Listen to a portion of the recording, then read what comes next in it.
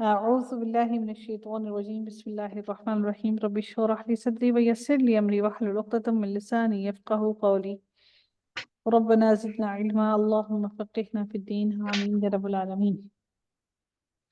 آغاز کرتے ہیں جی رکوع نمبر 14 کا اور اس کی تفسیر کو دیکھتے ہیں کہ اللہ رب العزت کیا ارشاد فرماتے ہیں۔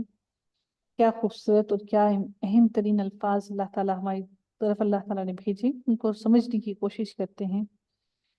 آیت کا آغاز ہوتا ہے، اللہ تعالیٰ ارشاد فرماتے ہیں وَهُوَ الْقَاهِرُ فَوْقَ عِبَادِهِ وَيُرْسِلُ عَلَيْكُمْ حَفَظَةً۔ اللہ تعالیٰ ارشاد فرماتے ہیں کہ وَهُوَ الْقَاهِرُ، اللہ تعالیٰ وہی ہے جو قاہر ہے، غالب ہے۔ کس پر غالب ہے؟ اپنے بندوں پر۔ غالب کیا ہوتا ہے؟ جو زیادہ طاقت رکھنے والا ہے وہ غالب ہے، جسے غالب آ جاتا ہے۔ تو اللہ تعالیٰ اپنے بندوں پر غالب ہے، اس کی طاقت اپنے بندوں پر غالب ہے۔ تو اللہ تعالیٰ کی طاقت غالب ہے اپنے بندوں پر۔ اللہ رب العزت ارشاد فرماتے ہیں کہ اللہ تعالیٰ غالب ہے اپنے بندوں پر۔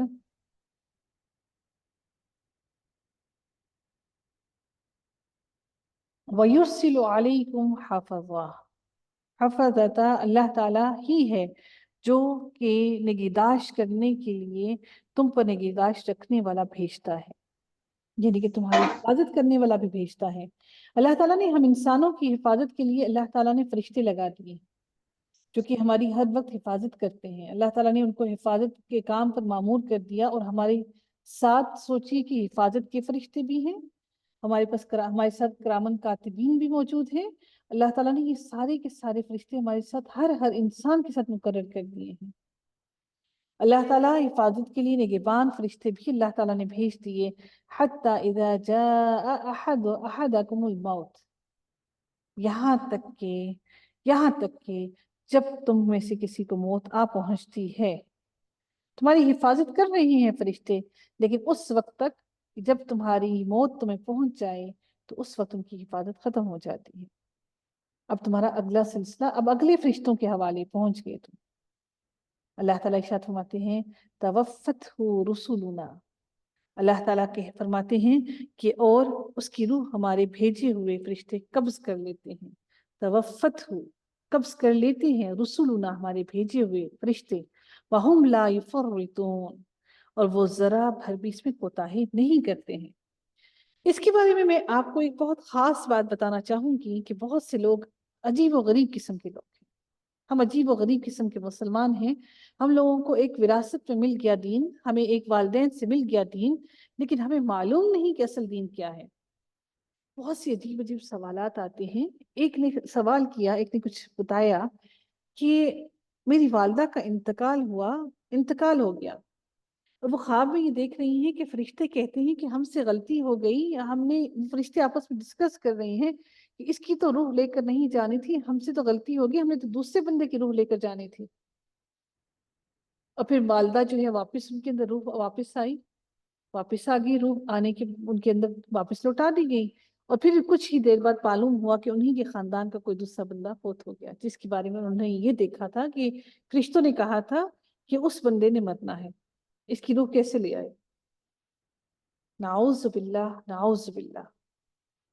اللہ تعالیٰ کی اس آیت کا وہ جھٹلا رہی ہیں آپ، اور وہ لوگ جو یہ کہتے ہیں کہ فرشتوں سے غلطی ہو گئی۔ اللہ تعالیٰ نے تو قرآن میں فرما دیا وَهُمْ لَا يُفَرِّطُونَ، کہ وہ تو کوتاہی کرتے ہی نہیں۔ فرشتے تو غلطی سے مبرہ ہیں، فرشتے تو آزاد ہیں غلطی کرنے سے۔ فرشتے کیوں غلطی کریں گے؟ غلطی تو ہم انسانوں سے ہوتی ہے۔ کیوں ہوتی ہے؟ کیونکہ ہمارے ذمے دنیا کے معاملات ہیں، فرشتوں کے ذمے یہ معاملات نہیں ہیں۔ کتنا بڑا منکر ہیں ہم لوگ، اور وہاں پر لوگوں کی آ جاتے ہیں تبصرے، ہاں جی ہمارے فلاں کے ساتھ بھی ایسا ہوا تھا، ہمارے فلاں کے ساتھ بھی ایسا ہوا تھا۔ اور میں سوچتی ہوں کہ ہم کیسے مسلمان ہیں کہ ہم نے اٹھا کر ایک مرتبہ بھی قرآن کو پڑھنا نہیں سمجھا۔ کیا اس قرآن کو پڑھنا صرف قاریز کا ہی حق ہے؟ کیا میں اور آپ مسلمان نہیں ہیں؟ یہ ہمارا عقیدہ ہے۔ تو فرشتے جب اللہ تعالیٰ نے ہر انسان کے ساتھ حفاظت کرنے کے لیے مقرر کر دیے، وہ تب تک حفاظت کرتے ہیں جب تک کہ موت آ کر گھیر نہیں لیتی، اور پھر موت جب آتی ہے تو پھر فرشتے، اللہ کے بھیجے ہوئے فرشتے، ان میں سے روح کو قبض کر لیتے ہیں، اور وہ اس میں ذرہ بھر بھی غلطی نہیں کرتے اور نہ ہی کوتاہی کرتے ہیں کہ وہ دیر اور تاخیر کر دیں۔ ثم ردوا الی اللہ، اس سے ردو کا جو لفظ ہے لوٹایا جانا، اس سے دو چیزیں مراد لی جاتی ہیں۔ کچھ کہتے ہیں کہ اس سے مراد فرشتے ہیں کہ جب وہ روح قبض کر لیتے ہیں تو روح قبض کرنے کے بعد واپس اللہ کے پاس پلٹ جاتے ہیں واپس اللہ کی طرف۔ اور کچھ کہتے ہیں اس سے مراد یہ ہے کہ جب سارے کے سارے انسان جب مر جائیں گے اور روز قیامت واپس سب کے سب اللہ کی طرف لوٹائے جائیں گے، جب کھڑے ہوں گے واپس روز قیامت جمع ہوں گے، ہر کسی کو لوٹا کر اللہ ہی کی طرف پلٹ کر جانا ہے۔ تو اس سے دو رائے لی جاتی ہیں، ایک فرشتوں کا اللہ کی طرف پلٹ کر جانا، اور دوسرا انسانوں کا اللہ کی طرف پلٹ کر جانا۔ دونوں جمع کی صیغے ہیں، ردو، ٹھیک ہے، ردو جمع کا صیغہ ہے، اس کا مطلب ہے کہ یہ اب دونوں سے مراد لی جا سکتی ہے۔ ثم ردوا الی اللہ مولاہم الحق، اور پھر کیا ہے، اللہ تعالیٰ فرماتے ہیں پھر سب اپنے مالک کے حقیقی کے پاس لائے جائیں گے۔ حقیقی مالک، حق جو حق ہے، جو سچا ہے، وہی سچ ہے کہ ہم سب کو اسی کی طرف لوٹ کر جانا ہے۔ الا، خبردار، خوب سن لو، خوب سمجھ لو، لہ الحکم، لہ الحکم وہو اسرع الحاسبین، کہ فیصلہ اللہ ہی کا ہوگا اور وہ بہت جلد حساب لے گا۔ کون سا حساب لے گا؟ روز قیامت اللہ تعالی آپ کا اور میرا حساب لے گا۔ روز قیامت اللہ رب العزت ہم سب کا حساب لے گا۔ اچھا، اس سے مراد ایک اور بات میں آپ سے کرنا چاہوں گی کہ کیا ہے کہ کچھ لوگ یہ کہتے ہیں کہ روح قبض کرنے والا ایک ہی فرشتہ ہے، اور کچھ مفسرین یہ کہتے ہیں کہ روح قبض کرنے والا ایک فرشتہ نہیں بلکہ متعدد فرشتے ہیں، کافی سارے فرشتے ہیں، کیونکہ یہاں پر لفظ استعمال ہوا رسلا، را اور سین اور لام، رسول، کہ بہت سارے بھیجے گئے، یعنی کہ جمع کا صیغہ استعمال کیا گیا ہے۔ اور قرآن میں ہم دیکھتے ہیں کہ قرآن مجید میں روح قبض کرنے کی نسبت اللہ تعالیٰ کی طرف بھی کی گئی ہے، کہ جس طرح سے سورۃ الزمر میں اللہ تعالیٰ ارشاد فرماتے ہیں اللہ یتوفی الانفس حین موتها، اللہ لوگوں کے مرنے کے بعد ان کی روحیں قبض کر لیتا ہے۔ اس سے مراد یہ ہے کہ اللہ کے حکم سے ہی روحیں قبض ہوتی ہیں، حکم تو اللہ کا ہی ہوگا نا۔ اب ملک الموت کو بھی نہیں معلوم کہ کس کی روح قبض کب کرنی ہے، کہ اللہ ہی حکم دیتا ہے کہ کس کس کی روح کب کب قبض کرنی ہے۔ یہ ان غیب کی کنجیوں میں سے ہے جو ہم نے پچھلے رکوع میں پڑھی کہ غیب کی کنجیاں اللہ کے پاس ہیں، 5 غیب کی کنجیاں ہیں، آپ اس کی تفسیر سنیے گا۔ ان 5 کنجیوں میں سے ایک کنجی غیب کی جو ہے، ایک چابی غیب کی کیا ہے، موت کا وقت، اس کی خبر صرف اور صرف اللہ رب العزت کے پاس ہے۔ اور اس کی نسبت قرآن میں سورۃ السجدہ کے اندر ملک الموت کی طرف بھی ہے، جس کے اندر اللہ تعالیٰ سورہ سجدہ کے اندر الف لام میم سجدہ کے اندر آیت نمبر 11 کے اندر ارشاد فرماتے ہیں کہ کہہ دو تمہاری روحیں وہ فرشتہ موت قبض کرتا ہے جو تمہارے لیے مقرر کیا گیا ہے۔ اور اس کی نسبت کئی متعدد فرشتوں کی طرف بھی کی گئی ہے، جیسا کہ اللہ تعالیٰ نے سورۃ النساء کی آیت نمبر 97 کے اندر اور سورۃ الانعام کی آیت نمبر 93 کے اندر بیان کیا ہے۔ تو اس لیے اب اگر جو متعدد فرشتوں کے بارے میں بات کی جاتی ہے، جیسے کہ فور ایگزامپل آپ ایک آرگنائزیشن ہوتی ہے، آرگنائزیشن میں بہت سے لوگ کام کرتے ہیں لیکن ان کا ہیڈ ایک ہوتا ہے، اسی طرح سے ملک الموت ان کے ہیڈ ہیں، اور ان کے آگے ان کے کورسپونڈنٹ جو ان کے ساتھ ساتھ آگے مزید اینجلز ہیں، جو مزید فرشتے ہیں جو ان کی مددگار ہیں، ان کی مدد کرنے کے لیے ہیں۔ اب ایک بات میں آپ سے کہنا چاہوں گی یہاں پر کہ ملک الموت کی مددگار کیا ہیں، کہ اللہ تعالیٰ جب انسان کی جسم میں سے روح نکالتا ہے تو سب سے پہلے روح نکلنا شروع ہوتی ہے رگوں سے، وینز سے، شریانوں سے، پھر پٹھوں سے، اور یہ سارے کام فرشتے الگ الگ فرشتے کرتے ہیں۔ میں نے یہ پڑھتے وقت ڈاکٹر عائشہ کو کال کی اور ان سے پوچھا کہ کیا جب انسان موت کے بہت قریب ہو جاتا ہے तो क्या रगें उनको नहीं मिलती, वेन्स नहीं मिलती? आपने देखा है ना कि जब हॉस्पिटल में जाते हैं तो most of the time veins नहीं मिलती, डिहाइड्रेशन हो जाती है, वेन्स कोलैप्स कर जाती हैं और फिर मुश्किल होता है वेन्स को निकालना, बार बार ऊपर करते हैं फिर भी नहीं निकलती हैं वेन्स। तो जब रूह कब्ज होती है तो पहला हिस्सा ही जो शुरू होता है वो रगों से होता है, फिर रगों के बाद शरियानों से, वो जो दिल के अंदर खून को सप्लाई करते हैं, फिर उसके बाद हमारी बॉडी की, जो हमारी बॉडी के मसल्स हैं वो ढीले पड़ना शुरू हो जाते हैं। सोचिए ये वक्त, खुद पर सोचिए ये लम्हे कि बाजू में से हमारी वेन्स वेन्स जो है उनमें से खून जमना शुरू हो गया, रुकना शुरू हो गया, फिर हमारी शरियानें बंद हो गई, दिल की हरकत बंद हो गई, फिर हमारे मसल्स ने काम करना छोड़ दिया, फिर हमारी पिंडलियां मिल गई, सारे के सारे काम हुए और फिर फरिश्ता हमारी रूह को लेकर निकल गया। फिर वावेली मचना शुरू हो गए, घर वाले रोना शुरू हो गए और हम निकल गए, सारी दुनिया की जिंदगी से आजाद हो गए, जिससे आज हम परेशान होकर आजादी हासिल करना चाहते हैं। दुनिया की जिंदगी से परेशान होकर आजादी हासिल करना चाहते हैं, लेकिन रब कायनात को ये फिक्र नहीं कि उसको राजी करना है। अगर लौट गए उसके पास और खाली हाथ लौट गए तो फिर क्या होगा?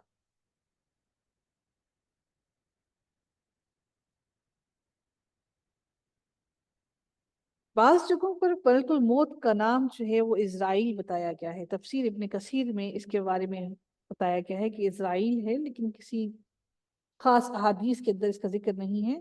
बाकी वल्लाह आलम, अल्लाह ताला इन सारी मामलात से बाखूबी वाकिफ है। हमें जो कुरान और हदीस के मामले से जो मालूम हुआ वो यही कुछ है। लेकिन एक बात याद रखिएगा कि फरिश्ते गलती से पाक हैं, वो गलती नहीं करते हैं। अगली आयत को देखते हैं कि अल्लाह ताला इरशाद फरमाते हैं अगली आयत के अंदर, कुल मै युनज्जीकुम मिन ज़ुलुमातिल बर्रि वल बहर। अल्लाह ताला इरशाद फरमाते हैं कि नबी करीम सल्लल्लाहु अलैहि वसल्लम आप कहिए कि वो कौन है जो तुमको खुश्की और दरिया के अंधेरों से निजात देता है। खुश्की के भी तो अंधेरे हैं ना, जमीन के अंदर कितने अंधेरे हैं, कि वो तुम्हें इन सारे अंधेरों से निजात दिलाता है। तदऊनहु तदर्रुअन व खुफियतन, तुम तुम उसको पुकारते हो गिड़गिड़ा कर और चुपके चुपके। ला इन अनजाना मिन हादिही लनकूनन्न मिन शाकिरीन, कि अगर अगर अगर तो हम उनसे निजात दे दें तो हम जरूर शुक्र करने वालों में से हो जाएंगे। यानी कि हम तुम्हें अगर उन सारे के सारे अंधेरों से निजात दे दें तो फिर हम जरूर शुक्र करने वालों में से हो जाएंगे। अगली आयत को देखते हैं कि अल्लाह रब्बुल इज्जत इरशाद फरमाते हैं नबी करीम सल्लल्लाहु अलैहि वसल्लम को। अब कहते हैं कि ये वो लोग कह रहे थे कि अगर हमें इन सारी चीजों से निजात मिल जाए तो हम शुक्र करने वाले बन जाएंगे। अब नबी करीम सल्लल्लाहु अलैहि वसल्लम को अल्लाह ताला कहते हैं कि आप उनसे कह दीजिए, उनकी बातों का जवाब दे दीजिए। कुलिल्लाह, कह दीजिए कि अल्लाह ताला ही है, युनज्जीकुम, वो तुम्हें निजात देता है, मिनहा, किससे, वमिन मविन कुल्ली करबिन, कि वो इन सारे अंधेरों से तो तुम्हें, वो अंधेरों से भी तुम्हें निजात देता है और वो उन सारे गमों से भी तुम्हें निजात देता है। जब हम इंसान किसी गम में मुब्तला होते हैं, कभी कोई बहुत ही करीबी अजीज और कारिब जब चला जाता है, फोत हो जाता है, या हमारी जुदाई हो जाती है उससे, हम कितनी कर्ब और कितनी तकलीफ में होते हैं, कितने गम में होते हैं। फिर अल्लाह ताला ही हमें उन गमों से निजात देता है। तुम तुशरिकून, अल्लाह ताला ने तुम्हें निजात तो दे दी और हर गम से भी निजात दे दी, तुम फिर भी शिर्क करने वाले हो, तुम फिर शिर्क ठहराते हो, फिर शरीक करते हो अल्लाह के साथ।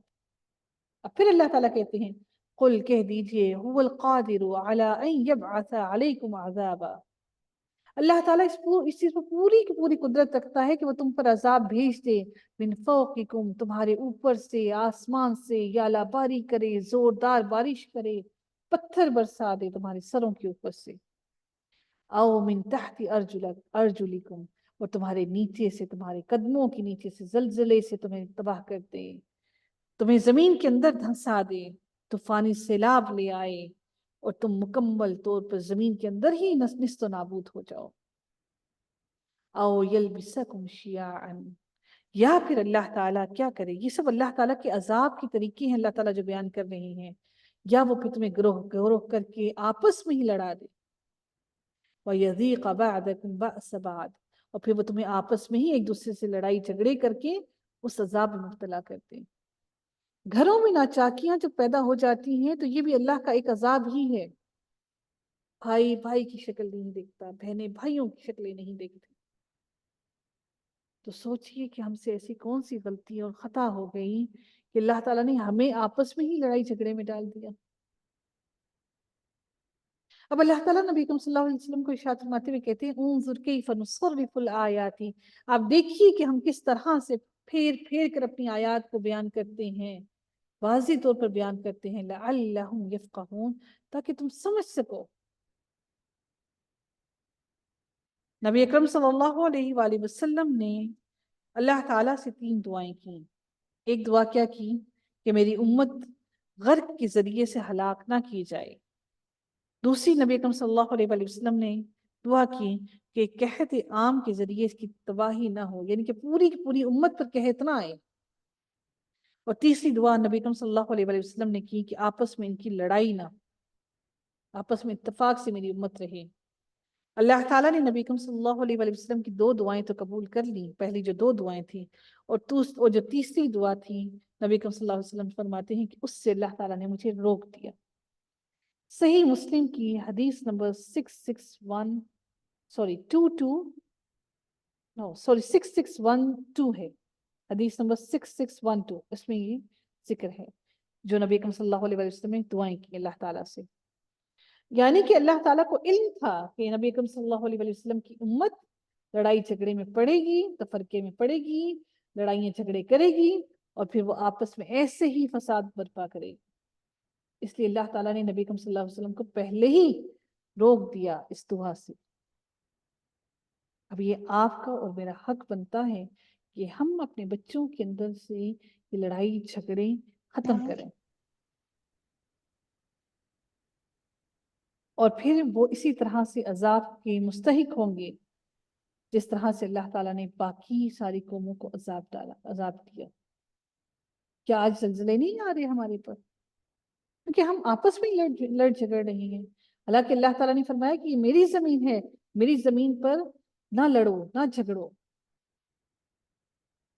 اگلی آیت کو دیکھتے ہیں، اللہ تعالیٰ ارشاد فرماتے ہیں وَكَذَّبَ بِهِ قَوْمُكَ وَهُوَ الْحَقُّ، اللہ تعالیٰ ارشاد فرماتے ہیں کہ اور آپ کی قوم اس کی تکذیب کرتی ہے، یعنی کہ کس کی تکذیب؟ وَكَذَّبَ بِهِ، یعنی کہ قرآن کی تکذیب کرتی ہے، قرآن کو جھٹلاتی ہے، وَهُوَ الْحَقُّ، اور وہ تو حق ہے، وہ تو سچ ہے۔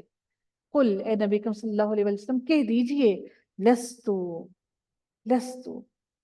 کہ میں نہیں تعینات کیا گیا، علیکم بوکیل، تم پر، میں، آپ کہہ دیجئے کہ تم پر تعینات نہیں کیا گیا ہوں، کہ میں تم پر تعینات نہیں کیا گیا اس بارے میں کہ میں تمہاری حفاظت کروں، ان عذاب سے عذاب سے تم کو بچا لوں۔ لِكُلِّ نَبَأٍ مُسْتَقَرٌّ وَسَوْفَ تَعْلَمُونَ، اللہ تعالیٰ ارشاد فرماتے ہیں ہر خبر کے وقوع کا، ہر خبر کے مکمل ہونے کا، ہر بات کے مکمل ہونے کا ایک وقت مقرر ہے۔ اللہ تعالیٰ نے ہر چیز کے لیے ایک وقت مقرر کر دیا۔ وَسَوْفَ تَعْلَمُونَ، اور تم عنقریب جان لو گے اس کو، قیامت کا دن بھی، قیامت کا وقت بھی مقرر ہے۔ وَإِذَا رَأَيْتَ الَّذِينَ يَخُوضُونَ فِي آيَاتِنَا فَأَعْرِضْ عَنْهُمْ حَتَّى يَخُوضُوا فِي حَدِيثٍ غَيْرِهِ، اللہ تعالیٰ ارشاد فرماتے ہیں اور جب آپ دیکھیں ان لوگوں کو جو ہماری آیات میں عیب نکالتے ہیں، یخوضون فی آیاتنا، ہماری آیات کے اندر عیب نکالتے ہیں، فَأَعْرِضْ عَنْهُمْ، تو ان سے منہ پھیر لیجئے، ان سے ہٹ جائیے، حَتَّى يَخُوضُوا فِي حَدِيثٍ غَيْرِهِ، یہاں تک کہ وہ اس بات کو چھوڑ کر کسی اور بات میں مشغول ہو جائیں۔ ٹھٹے اڑاتے ہیں اللہ تعالیٰ کی آیات کا لوگ۔ اللہ تعالیٰ نبی صلی اللہ علیہ وسلم کو کہتے ہیں کہ اگر آپ کو یہ بات شیطان بھلا دے تو آپ تو جب یہ بات زیاد آ جائے کہ آپ کو ان کے درمیان سے اٹھ جانا ہے تو اٹھ جائیے، اور ان کے ذکر کے اندر اس بات کے اندر نوت شامل ہوں، مع القوم الظالمین، جو ظالم قوم بیٹھی ہوئی کر رہی ہے۔ اس سے ایک بات یہ بھی یاد رکھیے گا کہ آج کل جو ہم لوگ اکٹھے ہو کر بہت سی واہیات اور بہت سی فضول گفتگو کے اندر بیٹھتے ہیں، اس کے لیے ہمیں بھی اللہ تعالیٰ نے منع کیا ہے کہ ہم بھی ان چیزوں سے رک جائیں۔ وَمَا عَلَى الَّذِينَ يَتَّقُونَ مِنْ حِسَابِهِمْ مِنْ شَيْءٍ، اللہ تعالیٰ ارشاد فرماتے ہیں کہ وہ جو لوگ پرہیزگار ہیں، جو پرہیزگاری کرتے ہیں، جو پرہیزگار ہیں، ان پر ان کی باز پرس کا کوئی اثر نہ ہوگا۔ یعنی کہ من حسابہم، یعنی کہ ان لوگوں کے جو اللہ کا تقوی اختیار کرتے ہیں، اللہ سے ڈرتے ہیں، ان سے، ان لوگوں کا جو اللہ تعالیٰ کی آیات کا مذاق اڑاتے ہیں، ان سے اس کا حساب نہیں لیا جائے گا، کیونکہ نبی کریم صلی اللہ علیہ وسلم نے فرمایا کہ میرے پاس مجھے صرف حکم دیا گیا ہے تمہارے تک پہنچا دینا، من شیء ولکن ذکر لعلہم یتقون، اور لیکن ان کے ذمہ نصیحت کر دینا ہے، شاید وہ بھی تقوی اختیار کر لیں۔ اب آپ ان سے کنارہ کش تو ہو جائیے، نبی کریم صلی اللہ علیہ وسلم کو بھی کہا گیا اور آپ کو اور مجھے بھی کہا گیا کہ ان لوگوں سے کنارہ کش ہو جائیے، لیکن ان کو نصیحت کرنا نہ چھوڑیے، شاید کہ وہ تقوی اختیار کر لیں۔ اگلی آیت میں اللہ تعالیٰ ارشاد فرماتے ہیں وَذَرِ الَّذِينَ اتَّخَذُوا دِينَهُمْ لَعِبًا وَلَهْوًا وَغَرَّتْهُمُ الْحَيَاةُ الدُّنْيَا، وہ لوگ اور ایسے لوگوں سے بالکل کنارہ کش ہو جائیں جنہوں نے اپنے دین کو کھیل اور تماشا بنا لیا ہے، اور دنیا کی زندگی نے انہیں دھوکے میں ڈال دیا ہے۔ وَغَرَّتْهُمُ الْحَيَاةُ الدُّنْيَا وَذَكِّرْ بِهِ، اور اس قرآن کے ذریعے سے نصیحت بھی کرتے رہے۔ وَذَكِّرْ بِهِ کیا ہے؟ قرآن، یعنی کہ ان کو قرآن کے ذریعے سے ان کو نصیحت بھی کرتے رہے۔ ان تبصلا نفس، آپ لوگوں کو آواز آ رہی ہے؟